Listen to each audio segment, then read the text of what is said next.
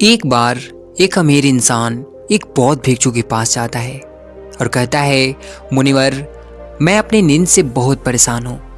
बहुत कोशिश करने के बाद भी मैं देर रात तक सो नहीं पाता और रात में सोने से पहले मेरे मन में दुनिया भर के विचार चलते रहते हैं और जब मुझे भी नींद भी आ जाती है तो मैं पूरी रात करवटें बदलता रहता हूँ और जब सुबह नींद खुलती है तो मुझे कुछ अच्छा महसूस नहीं होता। मैं खुद को थका हुआ और अशांत महसूस करता हूँ। कृपया आप मेरी समस्या का कुछ समाधान बताएं।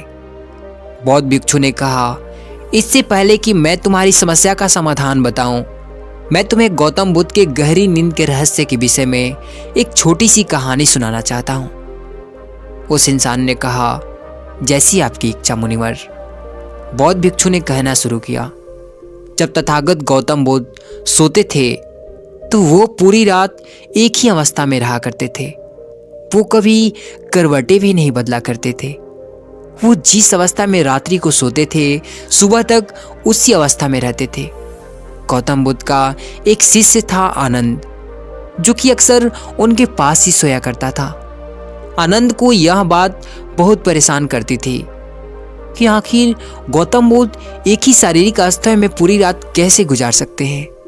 जब कभी भी रात में आनंद की आंखें खुलती तो वो हमेशा गौतम बुद्ध को एक ही अवस्था में सोते हुए पाता। ये बात उसके मन में बहुत से प्रश्न पैदा करती थी। लेकिन एक दिन भिक्षु आनंद अपनी जिज्ञासा को रोक नहीं पाया और वह गौतम बुद्ध के पास चला गया।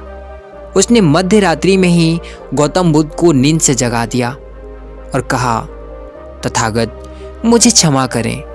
मैं जानता हूं कि आपसे ये प्रश्न पूछने का समय नहीं है, क्योंकि आप पूरे दिन चलते रहते हैं और लोगों को धम्म का ज्ञान देते हैं और उनकी समस्याओं का समाधान करते हैं। लेकिन मेरे अंदर एक जिज्ञासा इतनी बढ़ चुकी है कि मैं सुबह तक का इंतजार नहीं कर सकता।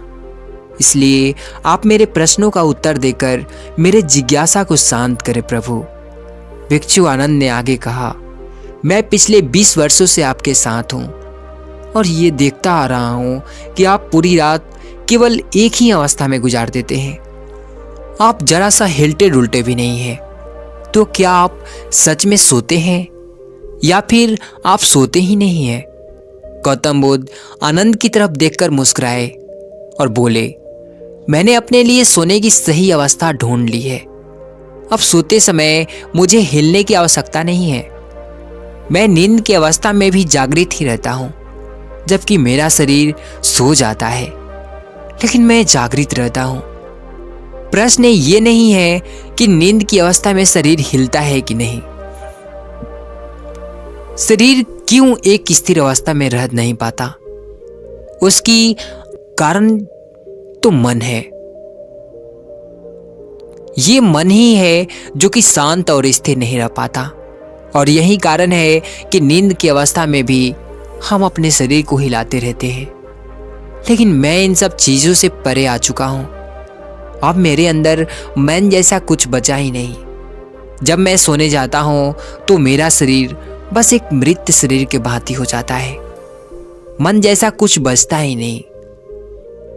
आनंद, क्या तुमने कभी किसी मृत शरीर को अपनी अवस्था बदलते हुए देखा है? ये तो केवल हमारा मन ही है जो कि हमारी गहरी नींद की अवस्था में भी यह सब काम करवाता है। एक बार मन स्थिर हो जाए, मन शांत हो जाए, तब तुम्हारा शरीर गहरी निद्रा में चला जाएगा, लेकिन तुम भीतर से जागृत रहोगे। भीतर से तुम सब कुछ अनुभव कर पाओगे। सोने के बाद भी तुम्हारी जागरूकता एक छोटे से जलते हुए दीपक की तरह लगातार प्रज्वलित रहेगी। कहानी खत्म करने के बाद बौद्ध भिक्षु ने उस अमीर इंसान से कहा, एक जागृत इंसान ना कि केवल अपने शरीर को पूरी जागरूकता के साथ देखेगा, बल्कि वह अपने मन को भी पूरी जागरूकता के साथ देखता रहता है। एक जागृत आदमी सामान्य आदमी की तरह नहीं सोते। जब सामान्य आदमी सोता है तो वह अचेतन हो जाता है। उसे अपने जब सामान्य व्यक्ति सोता है तो वह अचेतन हो जाता है। उसे अपने आसपास का भी पता नहीं होता। इसीलिए तो वह अपने सपनों को भी चुनाव नहीं कर पाता। लेकिन जब एक बुद्ध व्यक्ति सोता है तो वह जागरूक होता है। जैसे सुबह आंखें खुली होती है, वैसे ही बुद्ध व्यक्ति की नींद में भी होती है। इसीलिए ऐसा कहा जाता है कि बुद्ध व्यक्ति कभी सोते नहीं है। जब एक आम इंसान सोने जाता है तब उसे नहीं पता चलता कि वो कब सो जाता है। लेकिन यदि तुम जागने और सोने के बीच के उस छोटी से पल में, जब हम सोने के एकदम करीब होते हैं, जागृत रह पाए तो कुछ अजीब घटित होगा जो तुम्हें जागरूकता के और करीब ला जाएगा। यह सुन उस इंसान ने कहा, मुनिवर, मुझे इतनी गहरी आध्यात्मिक की बातें समझ नहीं आती। कृपया आप मुझे आसान शब्दों में समझाएं कि मुझे आसानी से गहरी नींद क्यों नहीं आती। बौद्ध भिक्षु ने कहा, देर रात तक जागने और आसानी से गहरी नींद ना आने का 5 प्रमुख कारण है। पहला कारण है बिस्तर पर सोने के अलावा अन्य काम करना। जैसे कि बहुत से लोगों की आदत होती है कि वो बिस्तर पर ही खाना खा लेते हैं, बिस्तर पर ही पढ़ाई करने बैठ जाते हैं, और ऐसे ही बहुत से काम वो अपने शयन कक्ष में ही करते हैं। शयन कक्ष का अर्थ ही होता है सोने की जगह, लेकिन लोग इसे अन्य कामों के लिए भी प्रयोग करते हैं, जिससे हमारे मस्तिष्क में शयन कक्ष का एक निश्चित अर्थ नहीं रह जाता। इसीलिए फिर जब हम बिस्तर पर सोने जाते हैं तो हमारा मन पूर्ण रूप से इस बात को स्वीकार नहीं कर पाता कि अब हमें सोना है, क्योंकि आपने उसी जगह पर किसी अन्य कामों को करने की आदत डाल ली है। दोस्तों, अगर आज के समय के अनुसार बात करें तो हम फोन भी बिस्तर पर लेटकर ही चलाते हैं, ऑफिस का काम भी बिस्तर पर ही करते हैं, चाहे मूवी देखना हो, खाना खाना हो, वीडियो गेम खेलना हो या गप्पे मारना हो। आजकल लोग अपना अधिकतर समय बिस्तर पर यूं ही लेटे लेटे गुजार देते हैं, जिसकी वजह से हमारे मन में बिस्तर अब सिर्फ एक सोने की जगह नहीं रही। ये एक बड़ा कारण है कि जब हम बिस्तर में सोने जाते हैं तो हमें घंटों तक नींद नहीं आती। बौद्ध भिक्षु ने आगे कहा, बौद्ध आश्रमों में एक भिक्षु सुबह सोकर उठते ही अपने बिस्तर का त्याग कर देता है और फिर वो दोबारा रात में सोने के वक्त ही बिस्तर पर वापस जाता है, जिससे उसके मस्तिष्क को पता है कि बिस्तर में आने का अर्थ है गहरी निद्रा में जाना। गहरी और आरामदायक नींद ना आने का दूसरा कारण है सोने के एक निश्चित समय का निर्धारित ना होना। बौद्ध भिक्षु ने कहा, अगर तुम सुबह जल्दी और पूरी नींद लेकर उठना चाहते हो तो तुम्हें रात को जल्दी और एक निश्चित समय पर सोने की आदत डालनी होगी। बौद्ध आश्रमों में रहने वाले भिक्षु हमेशा ही एक निश्चित समय पर सोने के से कुछ घंटे पहले हल्का और आसानी से पचने वाला भोजन ग्रहण करते हैं और रोज रात एक निश्चित समय पर सोने चले जाते हैं। तो इस तरीके से वो एक निश्चित दिनचर्या का पालन भी करते हैं। बौद्ध भिक्षु ने आगे कहा, गहरी नींद ना आने और सुबह उठने पर अच्छा महसूस ना करने का तीसरा कारण है कि सोने से पहले नकारात्मक विचारों के बारे में सोचना। आप जैसे विचारों के बारे में सोचते हुए सोते हैं, सुबह आँख खोलते ही आपके मन में सर्वप्रथम वैसे ही विचार आते हैं। इसलिए जब आप नकारात्मक विचारों को सोचकर सोते हैं तो सुबह आप उन्हीं के साथ उठते भी हैं। बिस्तर में लेटे हुए जब हम बिल्कुल सोने ही वाले होते हैं तब हमारा अवचेतन मन सबसे ज़्यादा सक्रिय होता है, और इस समय जैसे विचार हम अपने अंदर पैदा करते हैं, हमारा अवचेतन मन सीधे उन विचारों को ग्रहण कर लेता है और उन्हें वास्तविकता में लाने की कोशिश करता है। हमारा अवचेतन मन अच्छे और बुरे विचारों में चुनाव नहीं कर सकता। इसे ये नहीं मालूम कि हमारे लिए क्या अच्छा है और क्या बुरा। ये तो बस प्राप्त सूचनाओं पर काम करना शुरू कर देता है। इसलिए हमें सोते वक्त अपनी समस्याओं और नकारात्मक विचारों के बारे में सोचने के बजाय उन अच्छी चीज़ों और कामों के बारे में सोचना चाहिए जिन्हें हम अपनी जिंदगी में पाना चाहते हैं। हमेशा ही रात में सोने से पहले और सुबह उठने के बाद उन चीज़ों के बारे में विचार करें जो आपकी ज़िंदगी में एक सकारात्मक बदलाव ला सकती है। अच्छी और गहरी नींद ना आने का चौथा कारण है गलत तरीके से सोना। बौद्ध भिक्षु ने कहा, तुमने सुना होगा कि भारत में अक्सर कहा जाता है कि उत्तर दिशा की तरफ सिर करके मत सोना।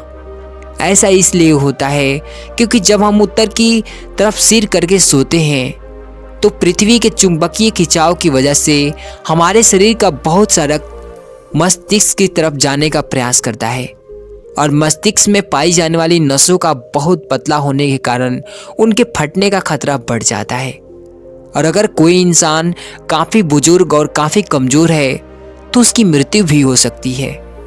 लेकिन आमतौर पर उत्तर की तरफ सिर करके सोने वाले लोग जब सुबह उठते हैं तो वो अपने सिर में एक तनाव सा महसूस करते हैं और उन्हें पूरी रात बेचैनी और करवटें बदल बदल कर बितानी होती है।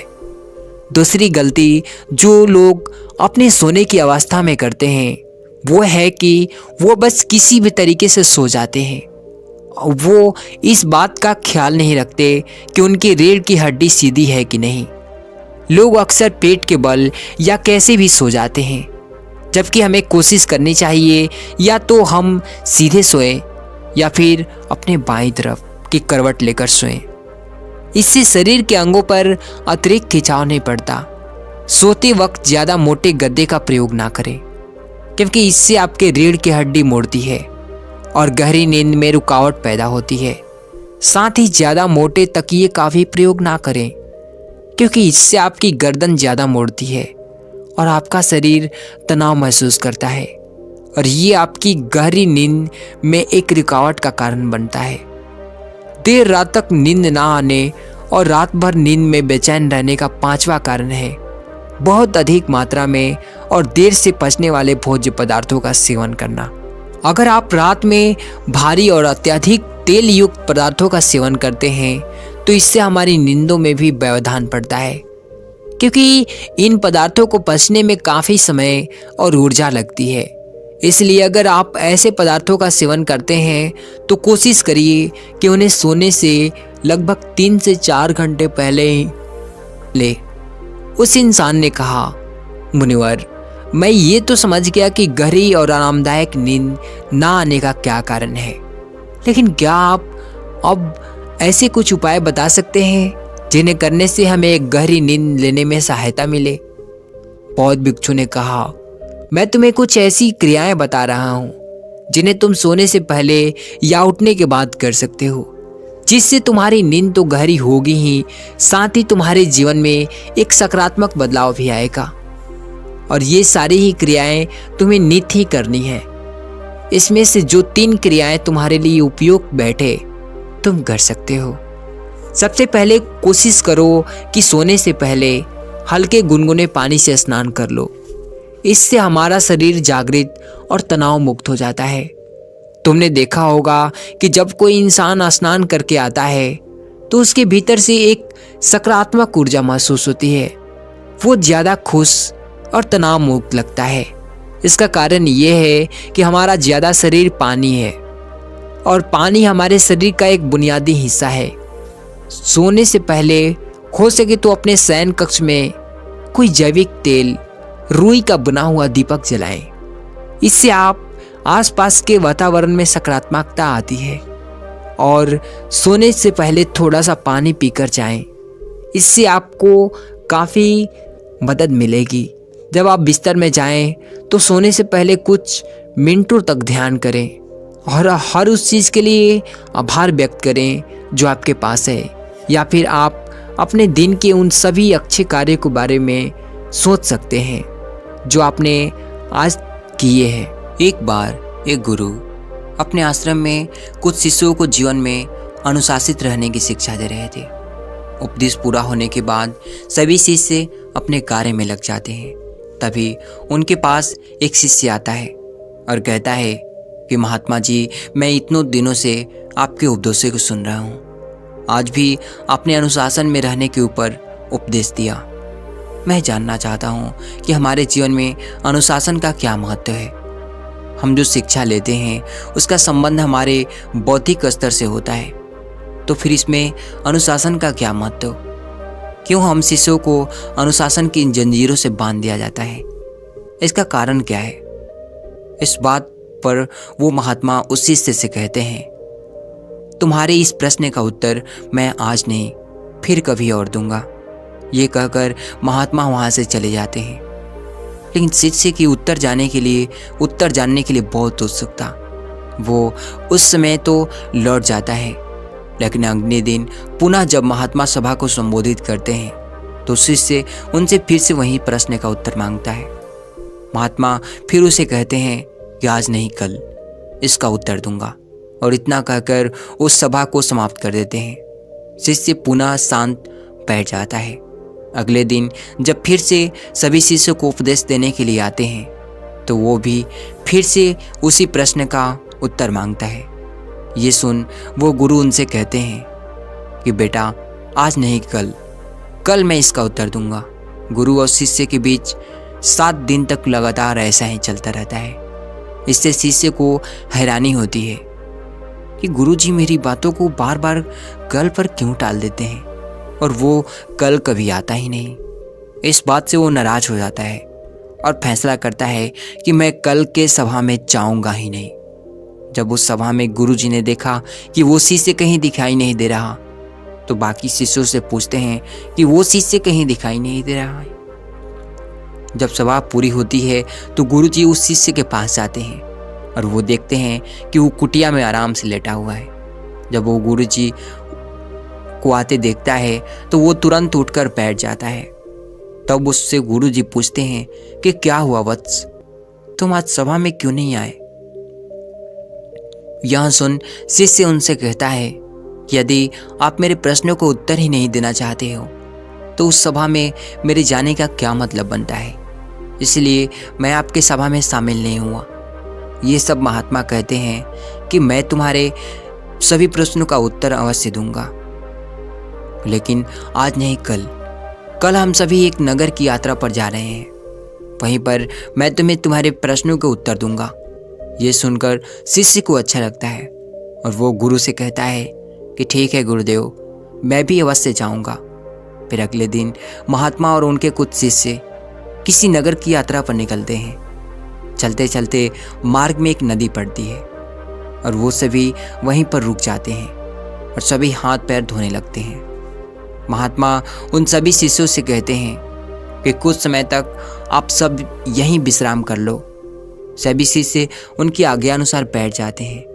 तभी गुरुजी उस शिष्य को बुलाते हैं जो अपने प्रश्न को उत्तर जानना चाहता था और उससे कहते हैं कि ये देखो इस नदी को, इसमें कितनी ऊंची लहरें उठ रही हैं। ये सुनकर शिष्य उनसे कहता है कि जी हाँ गुरुजी, और ये देखने में भी बहुत अच्छी लग रही है। फिर महात्मा दोबारा उससे कहते हैं कि क्या तुम जानते हो कि इस नदी की यात्रा कहाँ से कहाँ तक होती है? ये प्रश्न सुन शिष्य उत्तर देता है कि हाँ महात्मन, यह नदी किसी दूसरे किनारे से शुरू होकर सागर में विलीन हो जाती है।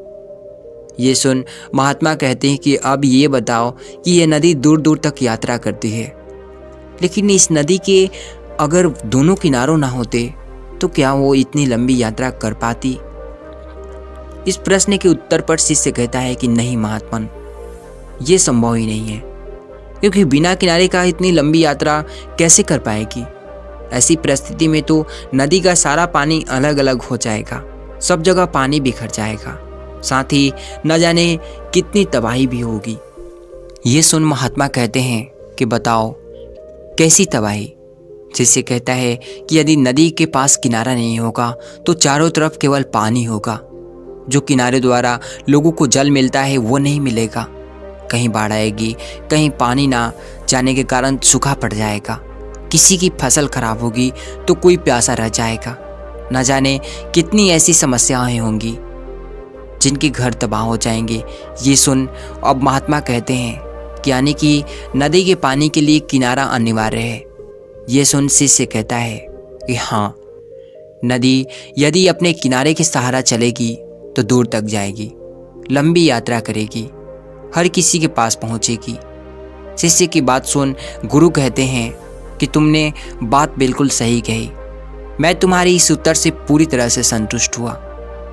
ये सुन शिष्य कहता है, किंतु अभी तक आपने मेरे प्रश्नों का उत्तर नहीं दिया। ये सुन तब महात्मा कहते हैं, तुम्हारे प्रश्नों का यही उत्तर है वत्स। जिस प्रकार नदी को सही दिशा में बढ़ने के लिए किनारों की आवश्यकता है, उसी तरह जीवन में अनुशासन की भी आवश्यकता है। व्यक्ति के जीवन में यदि अनुशासन का अभाव होगा, व्यक्ति उसे नहीं समझेगा, तो उसके जीवन की ऊर्जा बिखरती जाएगी। उसकी शरीर व मन निष्प्राण और निस्तेज होते जाएंगे। यदि व्यक्ति अपने लक्ष्य की तरफ बढ़ना चाहता है, कुछ करना चाहता है, कुछ पाना चाहता है, तो उसके लिए केवल लक्ष्य पर ही ध्यान लगाना ही नहीं और अन्य चीज़ों पर भी ध्यान लगाना जरूरी है, जिससे धैर्य, एकता, साहस के साथ अनुशासन भी जरूरी है।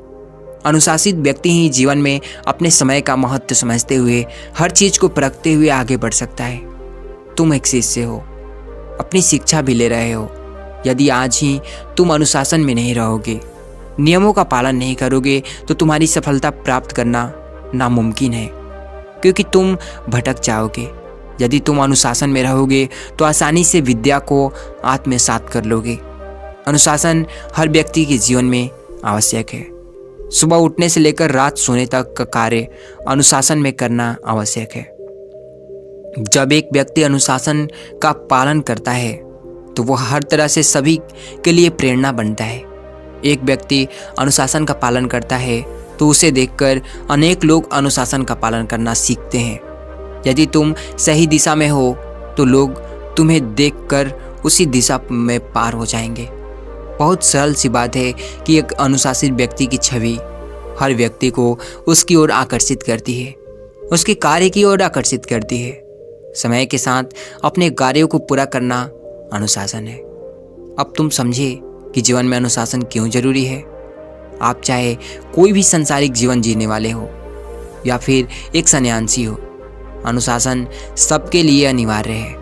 अनुशासन में रहकर ही तुम जीवन में सफल हो सकते हो, लक्ष्य की प्राप्ति कर सकते हो।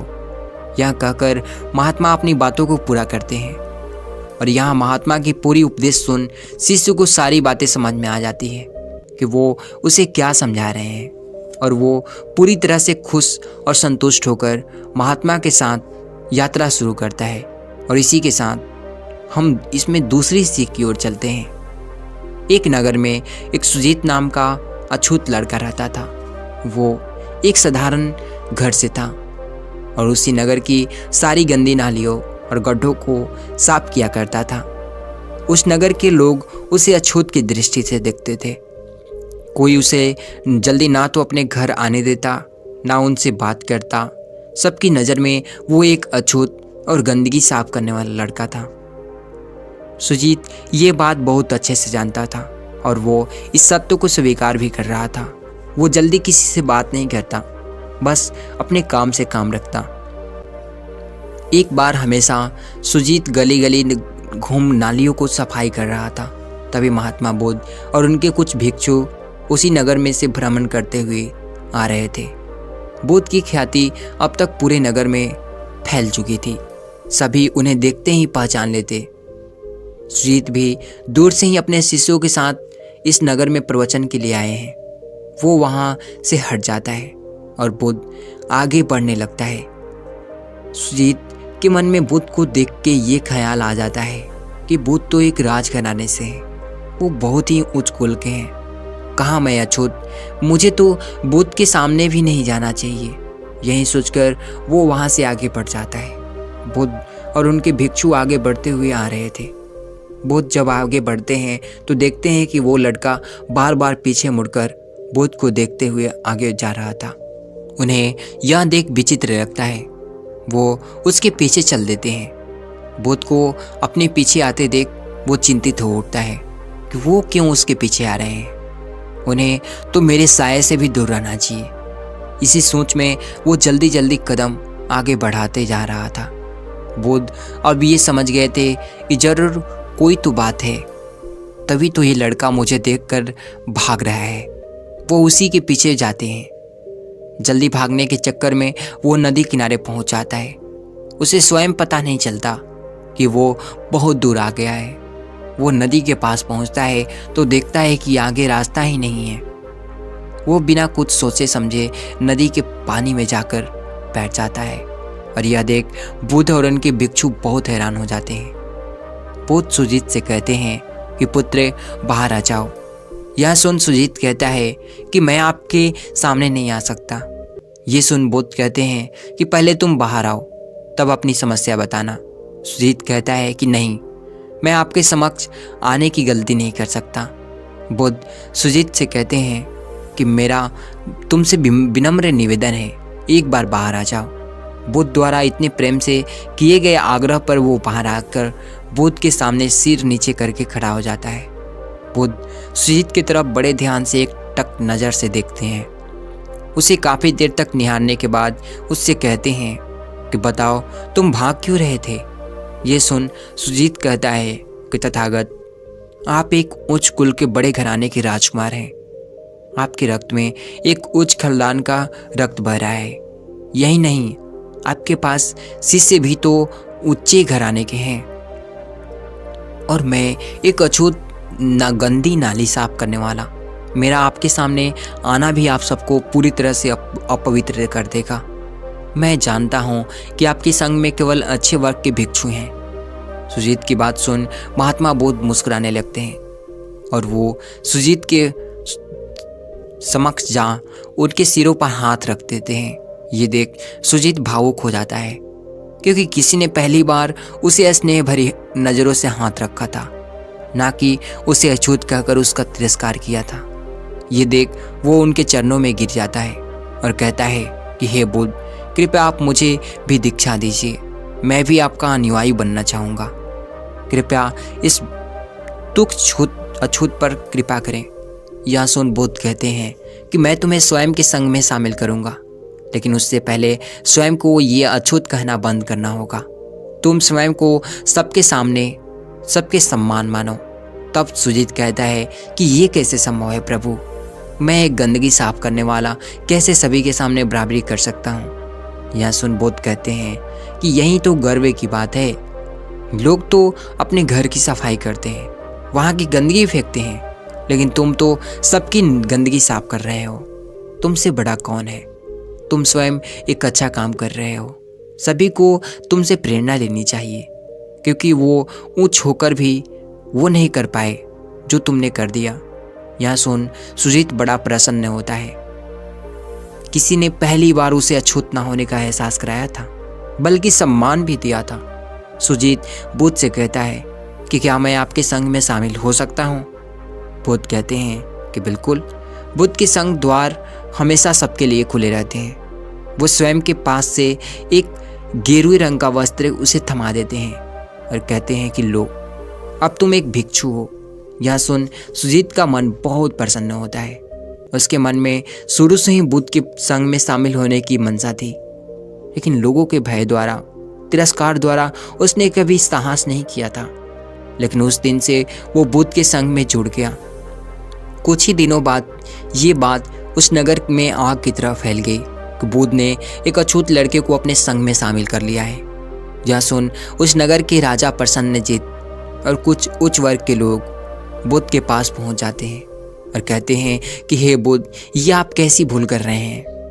ये गंदी नाली साफ करने वाले अछूत को अपने पास बैठा रहे हैं। ये ऊपर नहीं नीचे का हकदार है। यह सुन बुद्ध कहते हैं कि बुद्ध के द्वारा सभी के लिए खुले हैं और यहाँ आने के बाद सब एक समान है। इतना कहकर वो वहाँ से अपने भिक्षुओं के साथ आश्रम के लिए निकल जाते हैं। आश्रम पहुँचने के बाद सुजीत प्रतिदिन बुद्ध के समीप रहता, उनके उपदेशों को ध्यान सुनता और ध्यान करता। यानी कि एक बौद्ध भिक्षु का हर एक कर्तव्य नियम का पालन करता था। और पालन करते करते कुछ महीनों में उसने सब कुछ सीख लिया और वो भिक्षु बन गया और स्वयं को कम समय में ही इतने पारंगत कर लिया कि बुद्ध उसे दूसरे नगरों में प्रवचन करने के लिए, उपदेश देने के लिए भेजने लगे। वो बुद्ध से इतना प्रभावित था कि उनके साथ बहुत जल्द सब कुछ सीखने लगा, उनके सांचे में ढल गया। एक बार बुद्ध ने सुजीत को बुद्ध स्वयं के संग के सभी शिष्यों को उपदेश देने के लिए कहा था। आज्ञानुसार सुजीत बैठकर उपदेश दे रहे थे कि तभी आश्रम में राजा प्रसन्नजीत का आगमन होता है। बुद्ध से मिलने के लिए वो राजा प्रसन्नजीत आते हैं। तभी वो देखते हैं कि जिस लड़के को सब अछूत कहते थे वो सभी को उपदेश दे रहा है। राजा भी बैठकर उपदेश सुनने लगते हैं। उसकी उपदेश सुन बहुत ही हैरान हो जाते हैं। वो सुजीत के उपदेशों से बहुत प्रभावित होते हैं और तब वो बुद्ध की समझ आकर कहते हैं कि सत्य कहते हैं आप तथागत, व्यक्ति की जाति नहीं उसके गुण और कर्म को देखना चाहिए, उसे टटोलना चाहिए। और तब राजा प्रसन्नजीत सुजीत की प्रशंसा कर लौट जाते हैं। सुजीत बुद्ध को धन्यवाद देते हुए कहता है कि आज आपके कारण मुझे ये सम्मान मिला। तथागत बुद्ध उसे समझाते हुए कहते हैं कि नहीं सुजीत, ये तुमने स्वयं पाया है, ये सब तुम्हारे परिश्रम और लगन का फल है। और इसी तरह सुजीत बौद्ध संघ में ही अपना जीवन दे देता है और इस कारण बौद्ध संघ के द्वार सभी के लिए छूत व छूत वर्ग के सभी लोगों के लिए खुले रहते थे। तो कैसी लगी यह कहानी और ये 2 सीख कमेंट में ज़रूर बताना और इस कहानी का साथ अगली कहानी का भी मजा लेते रहिए। धन्यवाद।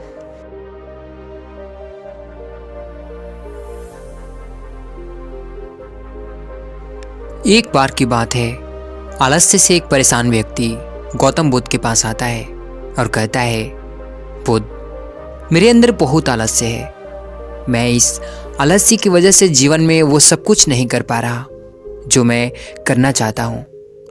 इस आलस्य ने मुझे बहुत परेशान कर रखा है। इसकी वजह से मैं अपने जीवन में उन्नति नहीं कर पा रहा हूँ। कृपया आप मुझे आलस्य से छुटकारा पाने का कोई तरीका बताएं। यह सुन गौतम बुद्ध मुस्कुराते हैं और उस आलसी व्यक्ति से कहते हैं, तुम्हें कैसे पता कि तुम्हारे अंदर आलस्य है? उस आलसी व्यक्ति ने कहा, बुद्ध, केवल मैं ही बल्कि मेरा पूरा परिवार भी यही कहता है कि मैं एक आलसी व्यक्ति हूँ। बुद्ध ने कहा, क्या तुम मुझे इसका प्रमाण दे सकते हो कि तुम एक आलसी व्यक्ति हो? उस आलसी व्यक्ति ने कहा, जी बुद्ध, मैं दे सकता हूँ। बुद्ध ने कहा, फिर प्रमाण दो। उस आलसी व्यक्ति ने कहा, बुद्ध, मैं ये तो जानता हूँ कि सुबह उठना और मेरे स्वास्थ्य और मेरे मन दोनों के लिए ही लाभकारी है, लेकिन मेरा आलस्य मुझे सुबह जल्दी उठने ही नहीं देता। बुद्ध ने कहा, अच्छा, परंतु क्या तुम्हें पता है कि आलस्य होता क्या है? उस आलसी व्यक्ति ने कहा, बुद्ध, मुझे ये तो नहीं मालूम कि आलस्य होता क्या है, लेकिन ये जो कुछ भी है बहुत बुरा है। बुद्ध ने कहा, आलस्य एक मानसिक अवस्था है, एक भाव है, एक विचार है जिसे जाने अनजाने में हम इंसान खुद ही अपने अंदर पैदा करते हैं। आलसी व्यक्ति ने कहा, परंतु वो कैसे बुद्ध? बुद्ध ने कहा, पहले तो तुम ये समझो कि हमारे भीतर आलस्य 2 कारणों से पैदा होता है। पहला कारण है शारीरिक और दूसरा कारण है मानसिक। शारीरिक आलस्य का पहला कारण है भोजन। जब हम कोई ऐसा भोजन ग्रहण करते हैं जिसमें खुद कोई जीवन नहीं है, तो ये भोजन हमारे शरीर के लिए बोझ बन जाता है और फिर ये हमारे अंदर आलस्य पैदा करता है, क्योंकि हमारा शरीर भोजन से मिलने वाली ऊर्जा के सहारे चलता है और फिर हम इसे जैसा भोजन देते हैं वैसी ही ऊर्जा हमारे शरीर को प्राप्त होती है। इसलिए अगर तुम आलस्य से बचना चाहते हो तो आसानी से पचने वाले और सीधे प्रकृति से प्राप्त होने वाले भोज्य पदार्थों को अपने भोजन में शामिल करो। शरीर के स्तर पर आलस्य का दूसरा कारण है गलत तरीके से चलना, गलत तरीके से बैठना और गलत तरीके से लेटना। गौतम बुद्ध ने आश्रम के भिक्षुओं की तरफ इशारा करते हुए उस आलसी व्यक्ति से कहा, अगर तुम ध्यान से देखो तो तुम्हें आश्रम के इन भिक्षुओं के चलने, बैठने और लेटने की अवस्था में एक विशेष प्रकार का संतुलन नजर आएगा। जब ये चलते हैं तो इनके पैरों के बीच एक तालमेल होता है। जब ये बैठते हैं तो इनकी रीढ़ की हड्डी एकदम सीधी होती है और गर्दन थोड़ी सी ऊपर होती है, और जब ये लेटते हैं तो इनका शरीर एकदम शिथिल होता है। इनके शरीर के किसी भी अंग पर कोई तनाव नहीं होता, जिसके कारण ये एक गहरी और आरामदायक नींद ले पाते हैं। उस आलसी व्यक्ति ने पूछा, बुद्ध, क्या पर्याप्त नींद लेना ही उतना ही जरूरी है? बुद्ध ने कहा, ना कम ना ज्यादा, हमेशा पर्याप्त मात्रा में नींद लेना लाभकारी होता है। अगर तुम आज रात पर्याप्त नींद नहीं लोगे तो तुम्हारा कल का पूरा दिन थकान और आलस से भरा होगा। इसलिए पर्याप्त नींद भी उतना ही जरूरी है। आलसी व्यक्ति ने कहा, हाँ बुद्ध, ये मैंने भी महसूस किया है। बुद्ध ने कहा, शरीर के स्तर पर आलस्य का तीसरा कारण है सुबह जल्दी ना उठ पाना।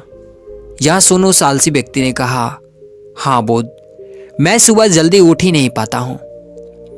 बुद्ध ने कहा, तुम सुबह जल्दी तब उठ पाओगे जब तुम रात में जल्दी सोओगे। बुद्ध ने आश्रम के भिक्षुओं की तरफ फिर से इशारा करते हुए कहा, इन भिक्षुओं को देखो, इन्होंने रात्रि में अपने सोने का एक समय निश्चित कर लिया है और यही कारण है कि यह रोज प्रातः काल जल्दी उठने में सक्षम हो पाते हैं। हर एक बौद्ध भिक्षु को अनुशासन का पालन करना पड़ता है और यही अनुशासन इनके जीवन में संतुलन लाता है। कुछ लोग अनुशासन को एक बंधन समझते हैं। उन्हें लगता है कि अनुशासन उन्हें बांधता है, लेकिन सच्चाई यह है कि अनुशासन हमें बांधता नहीं बल्कि स्वतंत्र करता है। इसलिए अगर तुम शारीरिक स्तर पर आलस्य से छुटकारा पाना चाहते हो तो खुद को अनुशासन में ढालो, एक निश्चित दिनचर्या का पालन करो। उस आलसी व्यक्ति ने कहा, लेकिन बुद्ध, शुरुआत कहाँ से करें?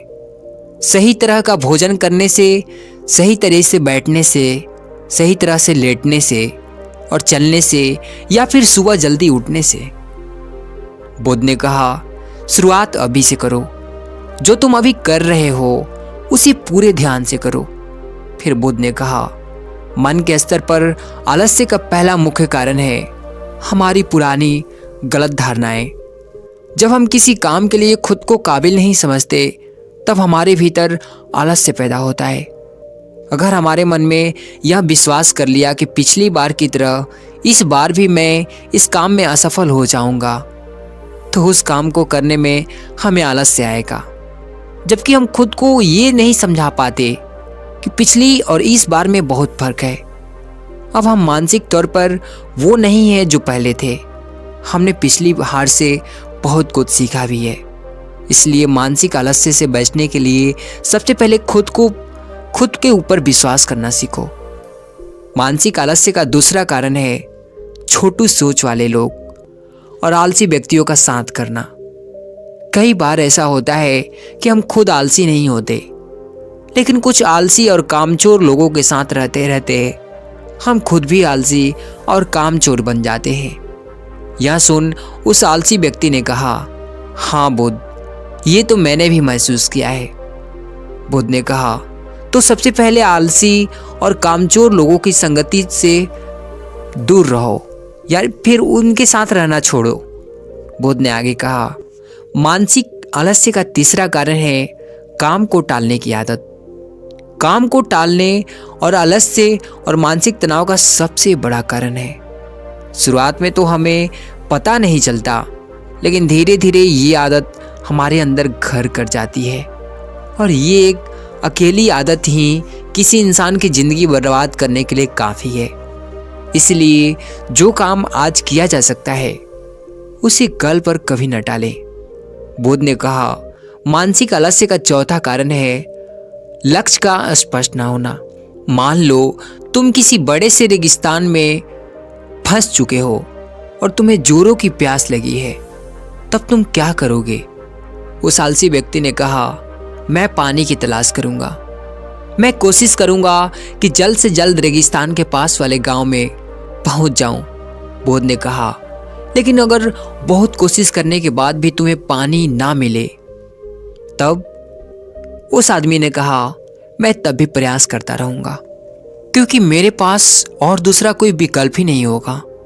गौतम बुद्ध ने मुस्कुराते हुए कहा, इंसान को आलस्य तभी घेरता है जब उसके पास कोई स्पष्ट लक्ष्य ना हो या फिर उसके समझ बहुत से विकल्प उपलब्ध हो जाए।